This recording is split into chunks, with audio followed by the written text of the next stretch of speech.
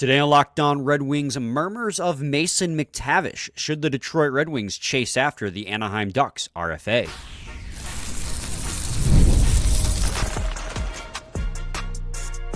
You're Locked On Red Wings, your daily podcast on the Detroit Red Wings. Part of the Locked On Podcast Network, your team every day. Welcome back to the Locked On Red Wings podcast. We're your hosts, Brian Fisher and Scotty Bentley. Scotty, we made it to another Friday in August. We are now just a little over a month away from Red Wings training camp out in Traverse City. That was announced today. We'll touch on that a little bit in segment 3. It feels never-ending this summer, man. It's dragging on. I looked at the calendar today and went, oh my God, we're still a month away from any semblance of Red Wings hockey. Before we can even whisper, are we back? We're still over a month away from that. Yeah, it's interesting because from my perspective, it's flying by. And I think that's probably just because I'm doing Tigers stuff every day. But hockey season still a little bit, but they did announce, times for camp and heading up north and everything. So that's kind of fun. Yeah, I mean, we're already talking about it. Might as well just talk about it now. The Red Wings announced that training camp is going to be held in Traverse City on September 18th to the September 20th. So that is the first possible time we could whisper, are we back? Where we do that whole trend every single year, even though it's 2 years old already. Then after that, they're playing the red and white game in Grand Rapids this year on September 21st. So there's no prospects tournament in Traverse City. I'm sure many of you are already aware of that, but there's no prospects tournament in Traverse City. It's just training camp, and they're playing prospect games out in Dallas this year, and that's in September as well. I think it's actually a little bit earlier, so we could whisper, I think that's earlier in that week, we could whisper, are we back? Earlier, a couple days before September 18th when training camp starts. But yeah, I mean, it's a shame that that's what the Traverse City event has been reduced to, but honestly, the writing was kind of on the wall as a lot of teams were dropping out of the tournament due to injury concern, because every year you get a couple of guys who are trying to make their name known, trying to keep their careers alive, and there's nothing wrong with that, but then they light up some first-round pick, and the first-round pick misses the first 3 months of the year, so teams decided, we're going to protect our team, we're going to protect our kids, and we don't want to fly halfway across the country when we can just do this in our own town. So it's a shame that this is what it's become, but hey, we still have some form of training camp to look forward to in Traverse City, and the red and white game being at Van Andel is actually really sick. Yeah. Honestly, the red and white game is usually our first big, we're back moment. And it in the course of a calendar year or the Red Wings year, it doesn't matter, but it matters to us because that's always just a fun game to watch and kind of, it's content, dude. Right. It's something. Just talk about how back we are. We don't have the luxury of talking about other things on a podcast that's dedicated to one team and one sport, right? It's like, oh, it's the summer, we'll just talk about baseball. I mean, you do that, but you have a whole other podcast that does just that. So when the red and white game comes around, we are excited to talk about hockey players on the ice. Speaking of hockey players on the ice, there's one that plays out in California that people are talking about yesterday. And Mason McTavish, Jimmy Murphy of, the Sick podcast, has reported that the Red Wings, along with 2 other teams, are kind of kicking the tires on Ducks RFA Mason McTavish. Obviously, the Red Wings have a pretty good relationship with the Ducks. Lots of trades between the 2 teams. Offloaded Fabry to them last year. Offloaded Husso to him last year. Offloaded Mrazek to him a couple weeks ago and got John Gibson. Pat Verbeek being full of wings, yeah. So. Yeah. So there's Mason McTavish being 22 years old, the 3rd overall pick in the 2021 draft. That's the Edvinson draft. He's coming off a season, Scotty. 52 points, 22 goals, 30 assists. He can play center or left wing, so you're already thinking, well, this guy could fit into that top 6 role that we're asking. I mean, what kind of player are you hoping to get out of Mason McTavish? Are there any drawbacks that you can visibly see from this guy?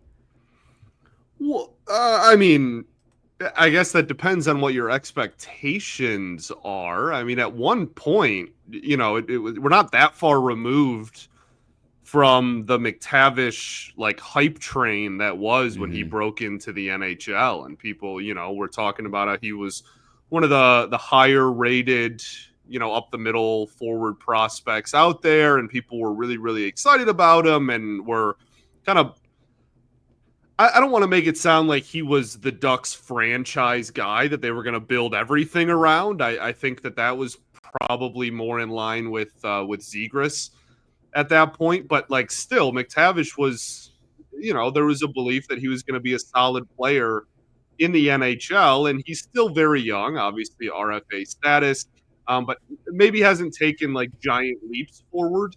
And there's been some, there was some stuff with his development about timing and whatnot with the Ducks. I don't know, man. What are we getting? What are? It feels weird to say, what are we getting? I don't think he's going to leave the Ducks. He's an RFA. I don't think that this is something that's going to happen. I think that this is something that over the last couple of years, we've seen more and more of these like, oh, we're interested in an RFA, or oh, we're going to offer a big price tag to an RFA, or we're going to trade for somebody who, is an RFA for another team. Like that's something we're seeing more and more. And I think that that obviously is going to lead to conversations like this. I just don't think that this is an instance in where that is going to be taken advantage of. Like he very easily could just stay on the Ducks. He's still young. They're not good. They can give him playing time and let him continue to develop. I don't know why that just wouldn't be the obvious kind of route that they would take. Yeah, I mean that's the craziest thing about this all of this is if they trade away Mason McTavish after trading away Zegras, and I can explain the Zegras. Yeah, same draft as Simon Edvinsson. Yeah. Taking 3 picks. What Edvinsson was taken 6th, or was he taken 8th? You think he was taken 8th that year by the Red Wings? So 5 picks before Simon Edvinsson.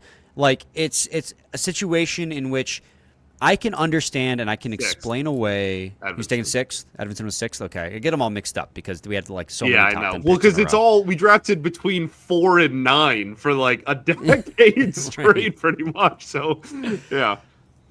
So I understood the Zegras trade because he had a down year. He needed to change his scenery. They got a nice haul. They got Cutter Gauthier earlier in the year, and that was a nice pickup for them as well. Well, that's a bona fide good return. I'm not sure McTavish, even though he is an RFA, is going to get you that caliber of return either.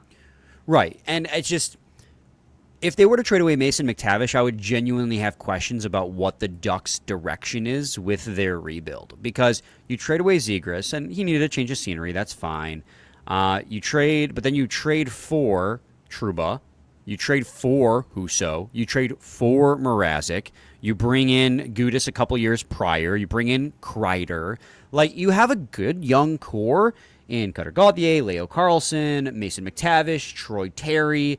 Frank Vetrano's not a young core anymore, but he's a solid piece of that team. Like, why are you bogging it down with a lot of veterans who are pretty well over the hill or are getting to be over the hill? It feels like you're kind of making it so the team is too good to be a high draft pick, but also not good enough to make the playoffs. And then at the same time you start offloading people who could be part of your young core, it's like, are you just trying to be in the middle? Like, at least with the Red Wings, when they do this, they lock up their young guys long term. Like, these guys, our guys are here, and those middling guys that we signed a couple years ago are going to be off the roster this upcoming offseason and the offseason after that. But it doesn't make sense to me, and this is why I agree with you, it doesn't make sense to me that the Ducks would trade away Mason McTavish unless Mason McTavish is unhappy in Anaheim and is basically trying to price himself out of re-signing. That's the only thing I can see. And I mean, maybe, but I can't fathom a 22-year-old that would be guaranteed playing time. And like, he would get playing time anywhere. I'm not trying to make him sound like nothing either, but like, he would have a more prominent role in his age 23 season here than most other places. I think that this is a situation where Anaheim is hoping, as you mentioned, that young core, right? They took Leo Carlson second overall. Like, they still have very high expectations for him. Like, that they're hoping that all of these guys can kind of grow together. And yeah, I just feel like it would be super weird if Verbeek and the Ducks just kind of pulled the plug on that. Right. And the main quote from his article, Jimmy Murphy's article, is that I think there's a better chance now that the Ducks keep him, but teams are still trying to get him from the Ducks and wondering where this is going, and it's still in a circling pattern. An NHL executive source told RG on Tuesday night. I've heard the Canadiens and Hurricanes have been obviously keeping tabs, but one team I keep hearing that has continued to show strong interest is the Detroit Red Wings. Obviously, there's a history with Pat Verbeek and Steve Yzerman. I really think Steve sees McTavish as a player that could clearly change the whole dynamic of his team up the middle there. And, I mean, yes, obviously, but even right there in the quote, like, it's more than likely the Ducks keep Mason McTavish. It's just weird to me, and it feels more like it's not the Ducks are shopping, but more like they haven't signed yet, and teams are taking note of that and saying, hey, having trouble getting this player signed? Do you want to offload him? We can give you some assets in return. Which is that's doing your due diligence. That doesn't mean it, is worthy of like a big report of something that might happen either. Like, I'm sure there's a million of those calls every year that just no one ever finds out about because they're snuffed early. But anyway, Scotty, on the other side of this break, we'll talk about potential contract projections for Mason McTavish. Like, if you were to get him, what would you end up having to pay him? And also what a trade package for him may look like, because it's not going to come cheap. Stay tuned to segment 2 of Locked On Red Wings. Have you ever decided at the last minute to head to a ball game with family or friends? Maybe it's game day and you suddenly realize you want to be in the stands. That's exactly where GameTime comes in. It's the easiest way to grab last-minute tickets without the stress. With the money you save on tickets, you can splurge on food, drinks, merch, or even invite a bigger group to come with you. GameTime makes it possible. GameTime makes buying tickets fast and simple. Prices on the app actually drop the closer you to get the first pitch, and they've got incredible last-minute deals, clear seat views, and a lowest price guarantee that takes the worry out of buying. And I can speak from personal experience. I'm not talking about the Stadium Series this time. I bought tickets using GameTime just last week. I bought tickets to see Linkin Park perform on August 14th at LCA. Linkin Park, my favorite band of all time. And I've really come to like and prefer GameTime because of like all those bullet points that I just read out for you guys. It's because it's true. The fact that the fees are included in the price when you're viewing the seat is super handy to know I'm not about to get screwed over by a ton of fees at checkout. When I click on a seat, it says $102. That's $102 with the fees already included for my ticket. That is a great safety net, and just right there, having that transparency gives me a lot more confidence in using the app. And plus, it shows you where your best values are based on the tickets that are available. I got my tickets, I think it was $102 for my seat in the mezzanine, and the tickets around me were like $145. So I saved $35 a ticket just because GameTime showed to me, hey, this person is selling it at a lower rate than the competitors around them. I got good tickets for a good deal, and I knew what I was paying before I got to checkout. And that was only possible by using GameTime. So take the guesswork out of buying tickets with GameTime. Download the GameTime app, create an account, and use code LOCKEDONNHL for $20 off your first purchase. Terms apply. Again, create an account and use code LOCKEDONNHL for $20 off. Download the GameTime app today. Last-minute tickets, lowest price guaranteed. Segment 2, Locked On Red Wings podcast. All right, Scotty, Mason McTavish, this is a guy who's an RFA. He's coming off a year where he had set a career high in points at 52 points, 22 goals, 30 assists. He's pretty much seen an upward trajectory all 4 of his seasons with the Anaheim Ducks. His first season was only 9 games. They didn't burn that ELC year on him. So he played 80 games in his age 19 season, 43 points. 42 points in his age 20 season, but scored more goals. And then this year, his age 21 season, he scored 52 points in 76 games. He's taking an upward trajectory. He is a center, and he is a left wing. Where do you see his pay range going? And I think what's difficult for Mason McTavish is that the cap is going up. So we have to maybe adjust our expectations to what he might be making.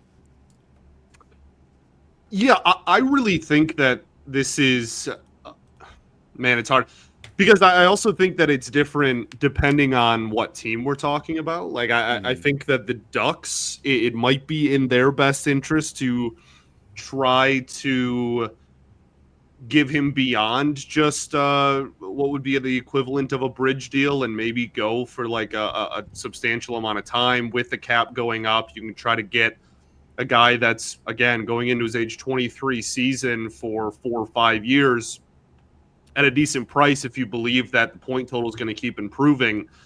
That being said, if he was to get moved to a more competitive team, then maybe that's not the case. Maybe that is a situation where, okay, the cap just went up. You can give him more AAV and give him more salary year to year, but maybe fewer years because you're a more competitive roster and you have to keep more players. You have to pay more players, right? You got to keep everybody happy a little bit more than the Ducks do at the present moment. So I think that what will probably end up happening is the Ducks keep him and give him again, like if they're not going to give him, or if they how do I even word this? What's the point of holding on to him and giving him a shorter deal? Does that make sense? Like, to There's me, not. This is a guy that, in my eyes, I'm with you. You give the max length you can, especially because 8 years is going away next year. You got to do it. I forgot about that too. Yeah, next September. So you have this offseason and next offseason to lock up guys Right. to 8-year deals. But as soon as September hits, the new CBA comes in. Right. Mason McTavish, like, yeah, so he's a little bit more improving like a Lucas Raymond is, right? Like, that's where my mindset's at. If like the Red Wings were to acquire him, you're thinking you just signed a winger long-term just last year. This guy's 22 years old. Like, he can only get better, but he also didn't have the 70-point season that Lucas Raymond did coming off of his ELC. But if you just say what if he plays 80? Like, he just put up 22 goals and 30 points this past year in 76 games. Good point. At 22 years old on a not good Ducks team. Okay, like, what if at age 23 he puts up around 30 goals and pushes 40 points? Like, that's then a 23-year-old at around a 70-point season and plays center. Like, that right. That is worth a lot. And again, when you highlight the age there, it really makes it stand out even more. So I think the Ducks, again, should hold on to him long term and give him something longer term. I just, if you're not going to give him something long term, then you should trade him. There is no point in my eyes for the Ducks to hold on to him and only give him a couple of years. Like, that just seems counterintuitive.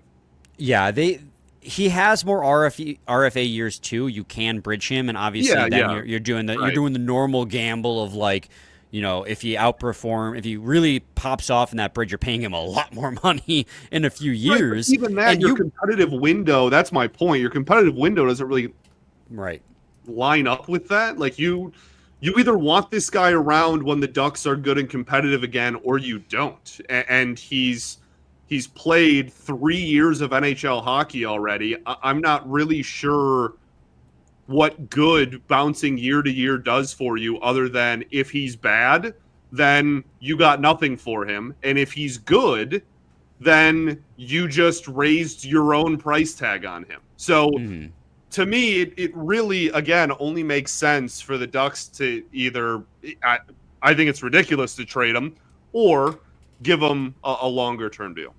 Okay, so using Raymond as a baseline here, right? Again, not one for one, but a player the Red Wings just signed last year, someone that we can have as a frame of reference. Raymond got signed 8 years, a hair over $8 million. It was a great deal. It's already considered the 8th best contract in the NHL. That was 9.18% of the salary cap, 9.18% of the salary cap at the time of the contract being signed.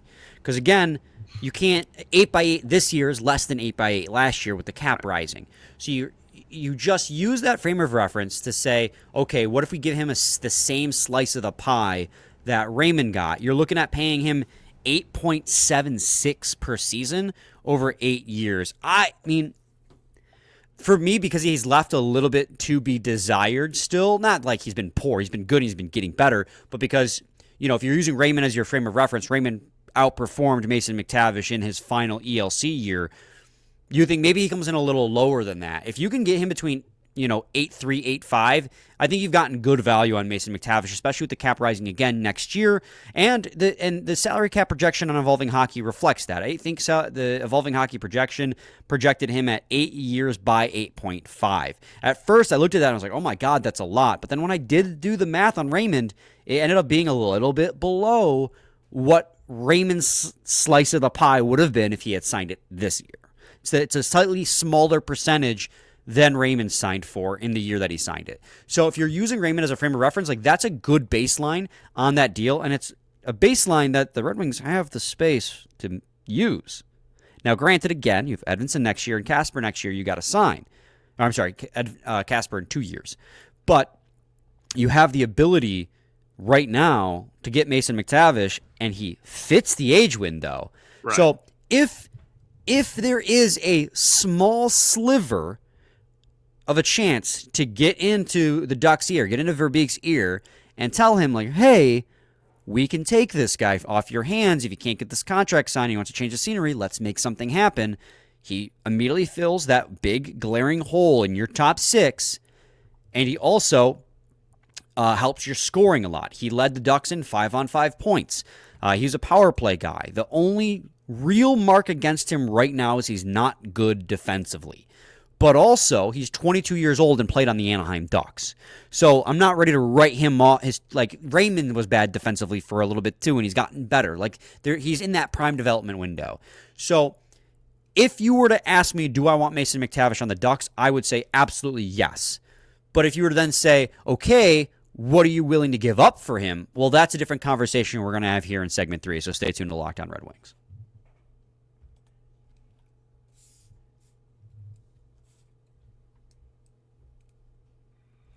That was a really good transition, and you didn't give me credit for it. I'm really disappointed in you. Scotty, Mason McTavish, 3rd overall pick in 2021. This is where I probably balk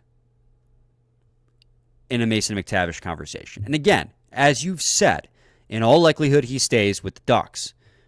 But it's an offseason. It's August 8th. So we're talking about it because there was a report out the Red Wings are kicking the tires. If the Red Wings were to get Mason McTavish, what do you think, at least a bare minimum, they're asking for in return? A lot, dude. And that's the thing, right? We already laid out the contract situation. You're if you extend him long term, presuming you trade for him, you'd want to, that you're giving him $8-ish million. On top of that, you are going to have to give up a pretty solid amount. And for a guy, that's where I agree with you. I don't think this lines up anymore, and that's why I think it's something that all parties are going to fold their hand on. We're talking about a guy whose career high is 52 points. It will be higher. I like McTavish a lot. That's not supposed to be slanderous. None of this conversation is supposed to be in a negative light, but how much are you willing to give up for a guy whose career high in 3 seasons is 52 points and, as you mentioned, isn't great defensively while playing center?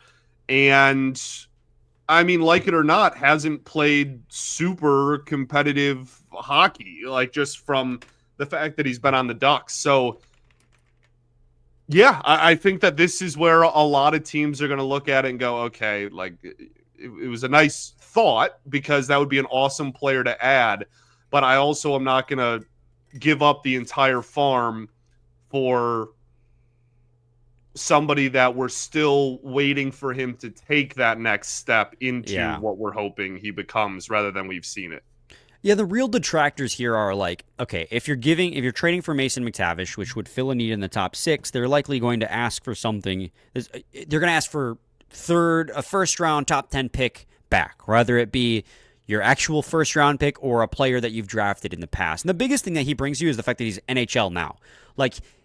In the present day, getting him on the roster would make this team better. But You also have Nate Danielson, Would he be MBN. 2C?